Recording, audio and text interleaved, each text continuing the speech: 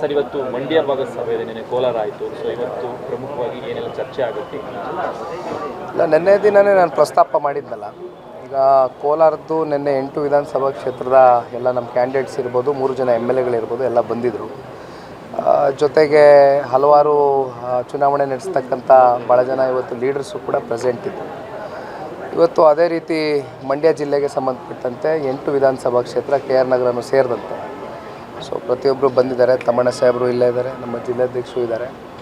ಹಾಗಾಗಿ ಸಭೆ ಪ್ರಾರಂಭ ಆಗ್ತಾಯಿದೆ. ಹಲವಾರು ವಿಚಾರಗಳ ಬಗ್ಗೆ ಮುಂದೆ ಯಾವ ರೀತಿ ಹೋಗಬೇಕು, ಚುನಾವಣೆ ಯಾವ ರೀತಿ ನಡೆಸಬೇಕು, ಅವರ ಅಭಿಪ್ರಾಯಗಳನ್ನ ಸಂಗ್ರಹ ಮಾಡಿ ಪಕ್ಷದ ವರಿಷ್ಠರಿಗೆ ಮುಟ್ಟಿಸ್ತಕ್ಕಂಥ ಒಂದು ಕೆಲಸ ಮಾಡ್ತಾರೆ. ಸರ್, ಅಲ್ಲಿ ಕುಮಾರಸ್ವಾಮಿ ಸ್ಪರ್ಧೆ ಮಾಡಬೇಕು ಅನ್ನೋ ಕಾರ್ಯಕರ್ತರು ಒತ್ತಡ ಹಾಕ್ತಿದ್ದಾರೆ ಅನ್ನುವಂಥದ್ದು. ಸೊ ಕುಮಾರಸ್ವಾಮಿ ಅವರು ಇನ್ನೂ ನಿರ್ಧಾರ ಮಾಡಿಲ್ಲ ಅಂತ ಹೇಳಿದ್ದಾರೆ. ಸೊ ಇದು ಎಷ್ಟು ಮಟ್ಟಿಗೆ ಕುಮಾರಸ್ವಾಮಿ ಅವರು ಆ ಸ್ಪರ್ಧೆ ಮಾಡುವಂಥ ವಿಚಾರಗಳು ಚರ್ಚೆ ಆಗುತ್ತೆ? ಕುಮಾರಣ್ಣ ಅವರು ರಾಜ್ಯ ಮಟ್ಟದ ನಾಯಕರು, ಜನ ಅಷ್ಟು ಪ್ರೀತಿ ಕೊಟ್ಟು ಬೆಳೆಸಿದ್ದಾರೆ ಕುಮಾರಣ್ಣನ.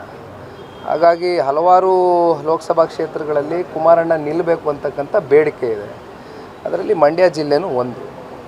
ಬಹುಶಃ ಈ ಒಂದು ವಿಚಾರವಾಗಿ ನಮ್ಮ ಪಕ್ಷದ ಕಾರ್ಯಕರ್ತರಿರ್ಬೋದು, ಜಿಲ್ಲೆ ನಾಯಕರುಗಳಿರ್ಬೋದು, ಎಲ್ಲರೂ ಸೇರಿ ಸೂಕ್ತವಾದಂಥ ಸಂದರ್ಭದಲ್ಲಿ ನಿಮಗೆ ತಿಳಿಸ್ತಾ ಹೋಗ್ತೀವಿ ವಿಚಾರಗಳನ್ನ. ಆಮೇಲೆ ಮಂಡ್ಯದಲ್ಲಿ ಈಗೆಲ್ಲ ದೋಸ್ತಿ ಆಗಿದ್ದೀರಾ ನೀವು.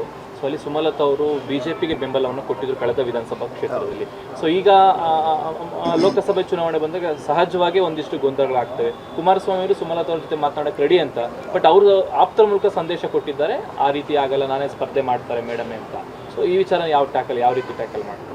ಈಗ ಮಂಡ್ಯದ ಸಂಸದರು ಬಂದುಬಿಟ್ಟು BJP ಜೊತೆ ನಾನು ಇದ್ದೇನೆ ಅಂತಕ್ಕಂಥ ಒಂದು ವಿಚಾರವಾಗಿ ಈಗಾಗಲೇ ಹಲವಾರು ತಿಂಗಳುಗಳಿಂದ ಪ್ರಸ್ತಾಪ ಮಾಡಿದ್ದಾರೆ.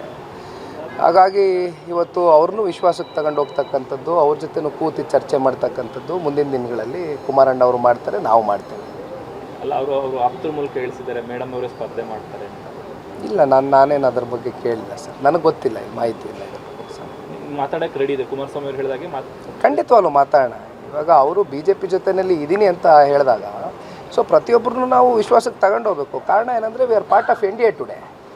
ಸೊ ಹಾಗಾಗಿ ಪ್ರತಿಯೊಬ್ಬರನ್ನು ವಿಶ್ವಾಸಕ್ಕೆ ತಗೊಂಡು ಹೋಗ್ತಕ್ಕಂಥದ್ದು ಒಂದು ಜವಾಬ್ದಾರಿ ಇದೆ. ಮುಂದಿನ ದಿನಗಳಲ್ಲಿ ಮಾಡ್ತೇವೆ ನಾವು. ಸ್ವಾದಿಷ್ಟತೆಯ ಸ್ವಾದ, ತಾಜಾತನದ ಆಹ್ಲಾದ, ಉತ್ತಮ ಆರೋಗ್ಯ ಮತ್ತು ಹೆಚ್ಚಿನ ರೋಗ ನಿರೋಧಕ ಶಕ್ತಿಯ ವೃದ್ಧಿಗೆ ಈಗ ನಿಮಗೆ ಸಿಗುತ್ತಿದೆ ಉತ್ತಮ ಗುಣಮಟ್ಟದ ಪೌಷ್ಟಿಕಾಂಶ Shri Vaidik millet health mix. ಇದು ಸಿರಿಧಾನ್ಯಗಳ ಸಂಪತ್ತು.